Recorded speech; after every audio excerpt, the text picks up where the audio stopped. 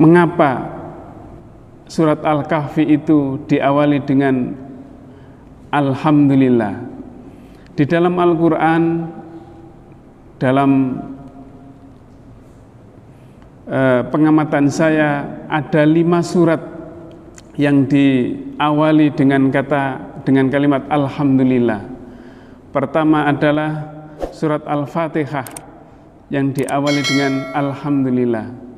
Ada yang mengatakan bahwa Bismillah itu yang di dalam surat Al-Fatihah itu adalah tidak termasuk di dalam surat Al-Fatihah, karena Bismillah itu sama seperti surat-surat yang lain yang diawali dengan Bismillahirrahmanirrahim, tentu kecuali surat At-Taubah karena khusus, dan itu pun diganti dengan Bismillahirrahmanirrahim yang terdapat dalam surat An-Naml.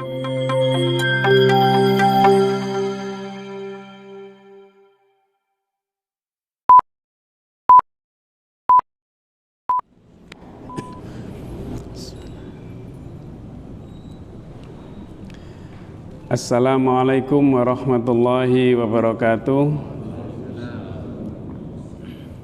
Alhamdulillahilladzi anzala as-sakinata fi qulubil mu'minin. Asyhadu an la ilaha illallah wahdahu la syarikalah wa asyhadu anna Muhammadan abduhu wa rasuluh la nabiyya ba'dah. Allahumma salli wa sallim wa barik ala nabiyyina Muhammadin wa ala alihi wa sahbihi ajma'in. Qala Allah ta'ala fi kitabihil karim, a'udzu billahi minasy syaithanir rajim. Bismillahirrahmanirrahim. Alhamdulillahilladzi anzala ala abdihil kitaba wa lam yaj'al lahu iwaja. Jamaah salat subuh yang dirahmati Allah, kita bersyukur bisa menjalankan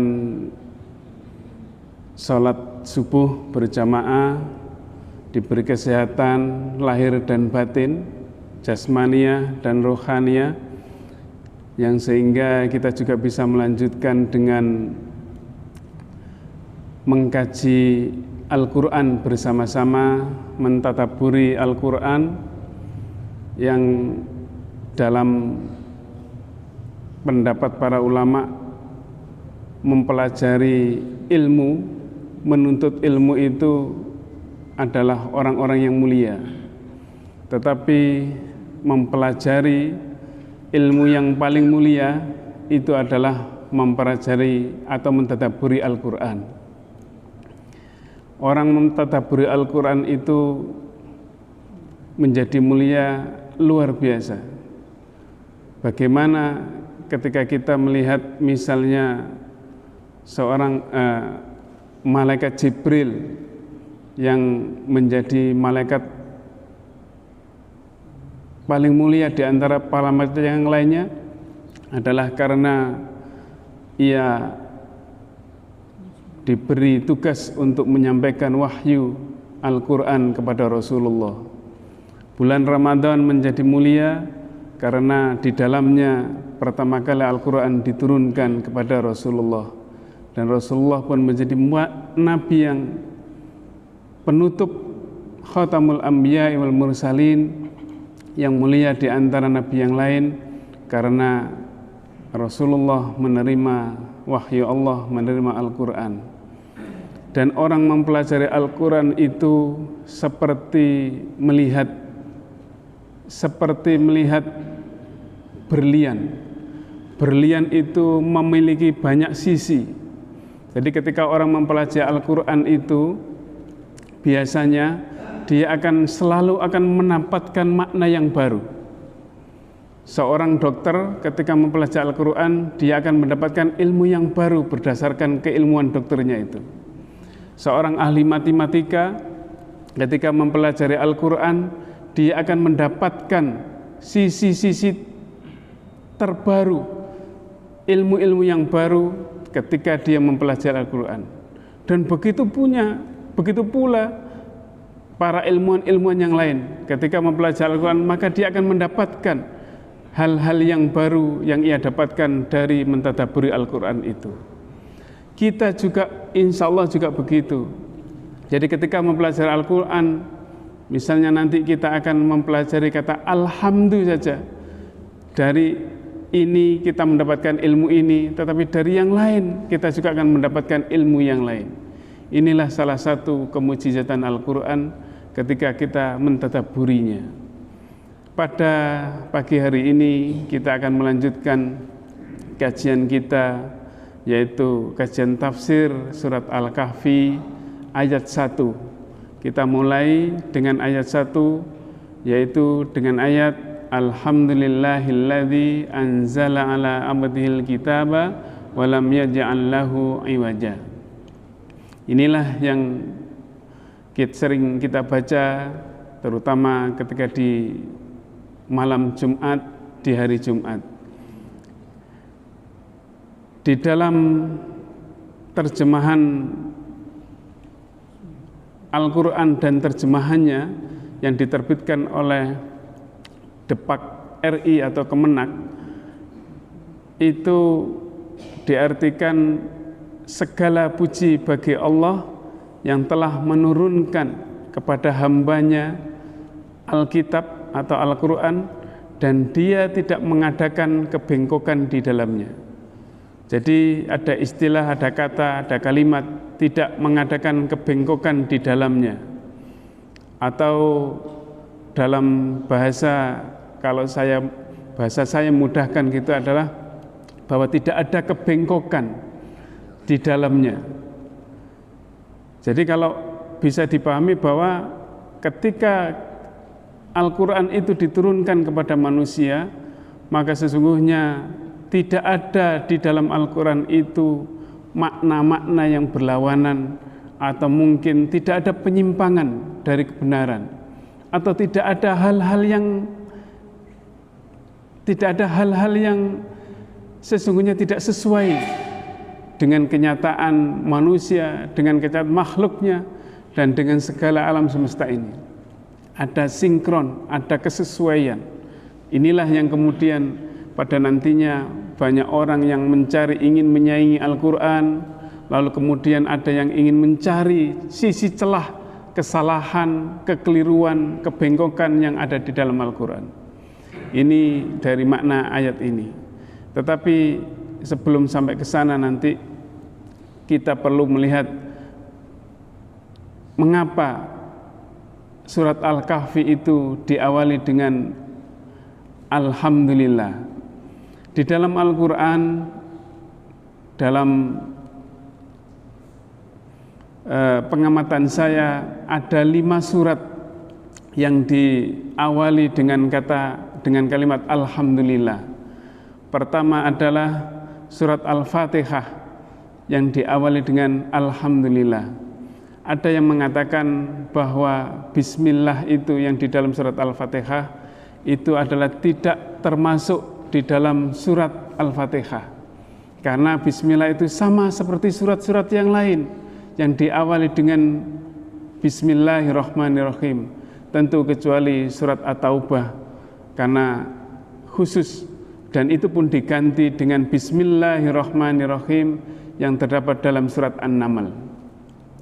Makanya ketika ada yang mengatakan bahwa ketika kita sholat itu ada yang melafalkan bismillah itu dengan zahar, dengan terang, tetapi ada yang dengan sir, dengan tidak menunjukkan, dan ada juga yang setengah zahar, juga setengah sir, setengah disimpan dan setengahnya lagi yaitu dengan seperti orang berbisik-bisik, seperti Bismillahirrahmanirrahim. Tidak keras tetapi makmumnya biasanya kedengaran. Ini perbedaan tentunya. Di kalangan Muhammadiyah sendiri ada perbedaan. Ada yang membaca Bismillahirrahmanirrahim ketika sholat itu dengan keras, tetapi ada juga yang tidak menzaharkan, mensirkan seperti yang terjadi di Masjid Darussalam ini dan beberapa masjid Muhammadiyah di Sumeneb. Tetapi di paciran saya, di kampung halaman saya, itu yang mayoritas Muhammadiyah itu kalau membaca Bismillahirrahmanirrahim itu dizaharkan. Nah, ini kan perbedaan. Di kalangan, tapi ada juga masjid seperti Masjid Ahmad Dahlan yang Muhammadiyah juga kadang-kadang dizaharkan, kadang-kadang juga disirkan. Di kalangan Nahdiyin itu hampir semua mayoritas menzaharkan, jadi melafalkan Bismillahirrahmanirrahim ketika dalam sholat. Bahkan ada yang ekstrim, kalau ada imam yang tidak menzaharkan Bismillahirrahmanirrahim, maka sholatnya batal. Nah, luar biasa. Tetapi ada juga di kalangan Nahdiyin tidak memasalahkan itu, mau disirkan, mau dizaharkan, terserah. Insya Allah sudah kita termasuk sudah membaca Al-Fatihah. Jadi inilah Alhamdulillah itu adalah pertama terdapat dalam surat Al-Fatihah yang sering kita baca itu. Yang kedua, kata Alhamdulillah, kalimat Alhamdulillah itu terdapat dalam surat Al-An'am, yaitu Alhamdulillahilladzi khalaqas samawati wal arda wa ja'aladz dzulumati wan nur tsummal ladzina kafaru bi rabbihim ya'dilun. Segala puji bagi Allah yang telah menciptakan langit dan bumi dan juga menciptakan gelap dan terang. Wa ja'aladz dzulumati wan nur tsummal ladzina kafaru bi rabbihim ya'dilun. Namun orang-orang kafir itu mempersekutukan Tuhannya dengan Tuhan yang lain. Jadi surat Al-An'am ini mengisyaratkan kenikmatan wujud yang ada di dunia ini dengan segala potensi yang ada dianugerahkan Allah kepada manusia, baik yang ada di langit maupun di bumi. Dalam surat Al-An'am ini juga ada kisah bagaimana Nabi Ibrahim alaihissalam mendapatkan petunjuk dari Allah melalui pengamatan siang dan malam, melalui pengamatan alam semesta, proses penciptaan alam semesta ini. Dan juga di dalam surat Al-An'am ini juga disebutkan bagaimana nikmat Allah diberikan kepada manusia berupa hewan-hewan Al-An'am yang di sana bisa dijadikan makanan bagi manusia, bisa dijadikan kendaraan, dan juga dijadikan bisa perhiasan bagi manusia. Jadi semuanya itu adalah semua kebaikan yang diberikan oleh Allah kepada manusia, dan itu tergantung kepada manusia. Apakah kemudian dengan nikmat itu manusia akan mendapatkan petunjuk, atau akan manusia justru terjerumus dengan kenikmatan itu. Dan yang ketiga adalah Alhamdulillah itu menjadi mengawali surat Al-Kahfi, di dalam surat Al-Kahfi itu. Dan yang keempat adalah Alhamdulillah itu mengawali surat Saba, surat yang ke-34 ayat 1, yaitu Alhamdulillahilladzi lahu ma fis samawati wa ma fil ard wa lahul hamdu fil akhirah wa huwal hakimul khabir. Segala puji bagi Allah yang baginya, yang miliknya segala sesuatu yang ada di langit dan ada yang di bumi, walahul hamdu fil akhirah, dan dialah yang memiliki pujian, sanjungan di akhirat nanti. Wa huwal hakimul khabir, dan Allah lah yang maha bijaksana lagi maha mengetahui. Begitu juga dalam surat Saba ini Allah menunjukkan bagaimana nikmat-nikmat Allah di hari akhir kelak, yang merupakan sebuah kehidupan baru yang akan diperoleh manusia yang taat kepada Allah. Di dalam surat ini juga diceritakan bagaimana negeri Saba yang awalnya mendapatkan kenikmatan yang luar biasa dari Allah, tetapi karena waktu itu kufur, maka kemudian diganti dengan pohon-pohon berduri. Nah, yang kelima adalah Alhamdulillah ini mengawali surat Fatir, surat yang ke-35, yaitu alhamdulillahi fatiris samawati wal ard ja'ilil malaikati rusula uli ajnihatin mathna wa thulatha wa ruba' yazidu fil khalqi ma yasha innallaha ala kulli syai'in qadir. Segala puji bagi Allah pencipta langit dan bumi yang menjadikan para malaikat itu sebagai utusan yang memiliki sayap, ada yang 2, ada yang 3, ada yang 4, dan semua tergantung sesuai dengan kehendak Allah. Allah bisa menambahkan pada ciptaannya apa yang Ia kehendaki.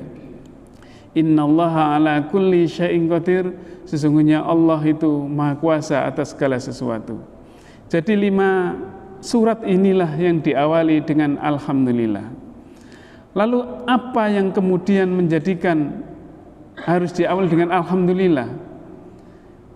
Jadi alhamdulillah itu kalau dalam Al-Fatihah itu ada mengatakan bahwa alhamdulillah itu semua terangkum dalam alhamdulillahirabbil alamin yang ada di dalam surat Al-Fatihah.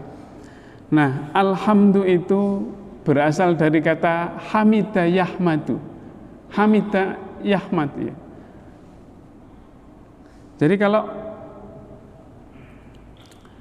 itu artinya hamida yahmadu itu hamdan, itu artinya memuji. Tetapi selain kata alhamd itu ada juga al-mahdu. Jadi di samping itu juga ada asyukru itu juga artinya memuji juga. Jadi ada 3 kata. Yang pertama adalah alhamdu, yang kedua adalah al-madahu, yang ketiga adalah asyukru. Ini sama-sama memiliki kata-kata, memiliki arti memuji. Nah, seorang Imam Ar-Razi itu ketika membahas ini, dia mengawali dengan sebuah pertanyaan. Pertanyaannya tentu saja menarik. Mengapa Allah memakai alhamdulillah, kok tidak memakai al-madhulillah atau asyukrulillah? Mengapa itu dipakai? Salah satu perbedaan adalah bahwa kalau alhamdu itu adalah sebuah pujian yang diberikan kepada semua yang bernyawa atau yang benda hidup.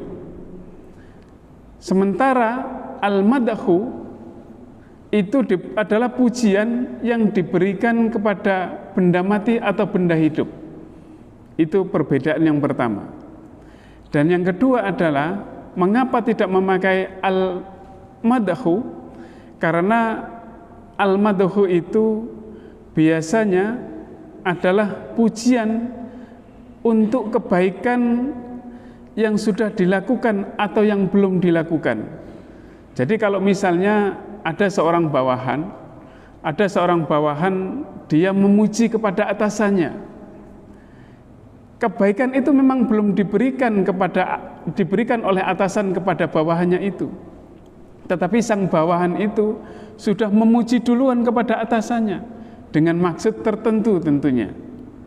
Jadi inilah perbedaan kedua.